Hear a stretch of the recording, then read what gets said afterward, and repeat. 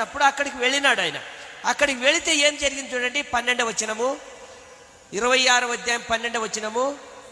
ఇస్సాకు ఆ దేశముందున్న వాడై విత్తనం వేసి ఆ సంవత్సరము 100 ఫలము. ఎన్నంతలు? 100. ఎప్పుడైనా మన జీవితంలో 100 ఫలం వచ్చిందా? ఎందుకు రాలేదు?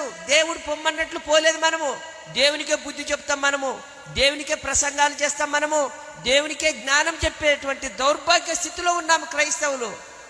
మామూలు కాదు వీళ్ళు.